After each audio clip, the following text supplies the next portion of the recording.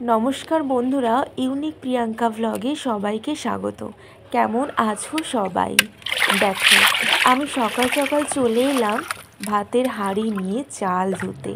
আর জানো তো, গ্রামের দিকে আমরা বলে থাকি পুকুরের জলে ভাত রান্না খুব ভালো হয়। তোমরা ট্রাই করে দেখো, পুকুরের জলে সত্যি ভাতটা একদম ঝরঝরে হয়। তো বন্ধুরা, এই যে ভ্লগটি আমি বানাচ্ছি, তোমরা অনেকেই হয়তো ভাবো যে একটা ভ্লগ বানাতে তাতে কোনো পরিশ্রম লাগে না, কিন্তু তোমাদের যারা যারা এটা ভাবছো তোমাদের ধারণা সম্পূর্ণ ভুল। এই কথাটা আমি কিন্তু সবাইকে বলছি না। তো যাই হোক, একটা ভ্লগ বানাতে কিন্তু আমাদের অনেকটাই পরিশ্রম করতে লাগে।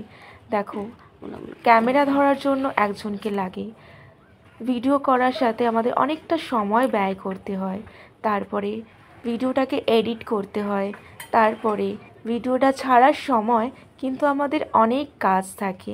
তাই বলছি বন্ধুরা, তোমাদের কাছে এটুকু আশা করব, ভিডিওটা বা ব্লগটা তোমরা সম্পূর্ণ দেখবে এবং আমাকে অনেক ভালোবাসা দিয়ে যাবে।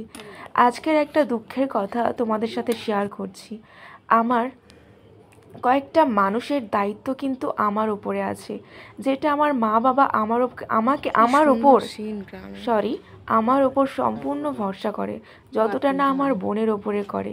তাই বলছি বন্ধুরা, দয়া করে আমাকে একটু সাপোর্ট করবেন, একটু ভালোবাসা দিয়ে যাবেন। আর এই ভিডিও করার পেছনে আমাকে আগ্রহ জোগায় আমার মা বাবা।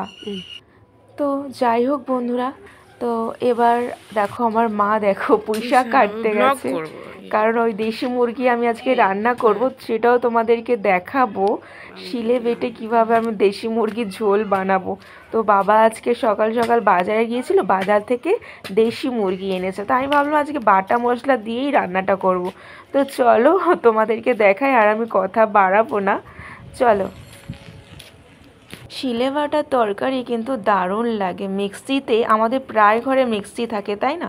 তবে আমার কাছে না মিক্সির স্বাদ আর শিলে বাটার স্বাদ সম্পূর্ণ আলাদা লাগে।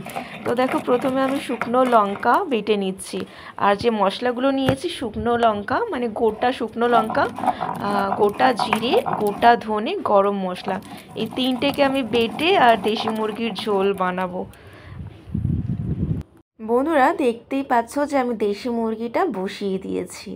তো ভিডিওটা ভালো লাগলে অবশ্যই একটা মিষ্টি কমেন্ট করে যেও, এবং সবাই ভালো থেকো, সুস্থ থেকো। টাটা।